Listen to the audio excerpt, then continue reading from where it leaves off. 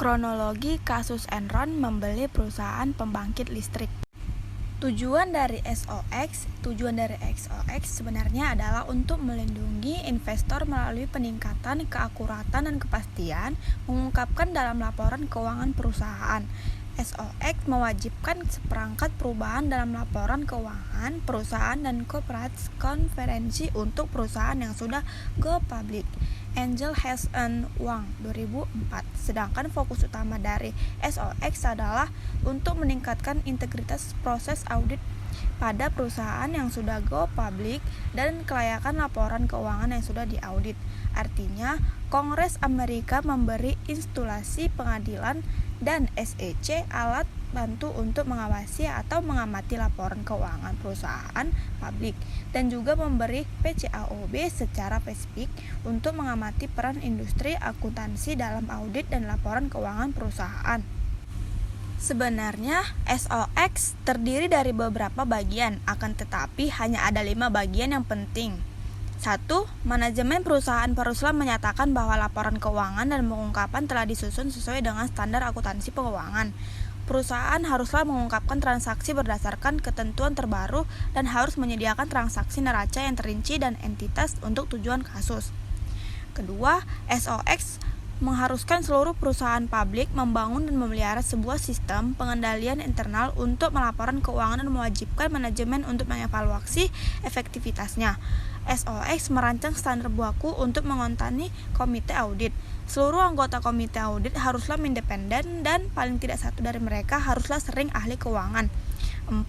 SOX mempengaruhi kemampuan internal perusahaan untuk mencapai laba dari perdagangan saham. Kelima, SOX mendefinisikan beberapa cara untuk menaklis tindakan kriminal melalui peningkatan hukuman atas perbuatan kriminal. Kronologi kasus Enron. Pada tahun 1997, Enron membeli perusahaan pembangkit listrik sehingga senilai 2 miliar. Sebelum tahun 1997 berakhir, manajemen mengubah perusahaan tersebut menjadi Enron Capital and Resources yang menjadi perusahaan Amerika terbesar yang menjual belikan gas alam serta listrik. Mendapatkan peningkat drastis dari 2 miliar menjadi 7 miliar dengan karyawan yang juga tumbuh dari 200 orang menjadi 2.000 orang. Tidak cukup dengan prestasi tersebut, Enron membentuk pula Enron Online.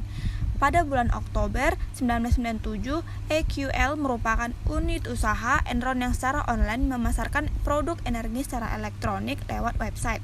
Dalam sekejap, EOL berhasil melaksanakan transaksi senilai 332.000. Enron mengumumkan sebuah rencana besar yang amat ambisius untuk membangun jaringan elektronik broadband yang mengecepatan tinggi dengan kapasitas jaringan penjualan bandwidth untuk melakukan penjualan gas serta listrik. Enron membiayai ratusan juta dolar guna melaksanakan program ini. Walaupun keuntungannya belum nampak, namun harga saham Enron di Wall Street melonjak menjadi 40, bahkan meningkat menjadi 90,56, sehingga Enron dinyatakan oleh majalah Fortune maupun media lain sebagai on the most enriched in information companies in the world, perusahaan Amerika yang paling inovatif selama 6 tahun berturut-turut. Skandal Enron Corporation. Enron merupakan hasil dari merger dua perusahaan gas alam, Houston Natural Gas dan Internot. Merger ini dilakukan oleh pebisnis Kenneth Lay pada tahun 1985. Pada awal tahun 1990, Lay menginisiasi ketentuan harga pasar untuk listrik serta mendorong Kongres Amerika Serikat melakukan deregulasi terkait penjualan gas alam. Hal ini memungkinkan Enron untuk menjual energi dengan harga yang lebih tinggi sehingga berpengaruh positif terhadap keuntungan perusahaan. Kesuksesan ini menempatkan Enron sebagai produsen gas alam terbesar di Amerika Utara sejak 1992 dengan memiliki kontrak senilai 122 juta dolar Amerika Serikat. Dalam perkembangan usahanya, Enron melakukan strategi diversifikasi dengan penambah bisnis pembangkit tenaga listrik, pabrik pulp dan kertas, pengolahan air bersih, dan layanan broadband di seluruh dunia, termasuk juga mendirikan pembangkit tenaga listrik di negara lain seperti Filipina, Indonesia, dan India. The Big Four Cup. Big Four merupakan 4 cup kantor akuntan publik terbesar yang memberikan konsultasi pajak dan berbagai layanan manajemen lainnya. di mana keempat perusahaan tersebut yaitu Deloitte Touchstone Tohmatsu, PwC, dan KPMG disebut sebagai Big Four karena keempat firma tersebut memiliki nilai aset yang besar dan jaringan yang luas. Keempat firma tersebut sering melayani perusahaan global Fortune 500. Sebelum menjadi Big Four, sekitar tahun 1980-an, terdapat 8 firma besar. Namun, karena terdapat beberapa masalah, sehingga terjadilah merger perusahaan yang menyisakan 4 firma besar atau yang disebut ini sebagai Big Four, kecuali KPMG yang berpusat di Belanda. Ketiga firma lainnya berpusat di Britania Raya, yang menyisakan 4 firma besar atau yang saat ini disebut Big Four, kecuali KPMG yang berpusat di Belanda. Ketiga firma lainnya berpusat di Britania Raya.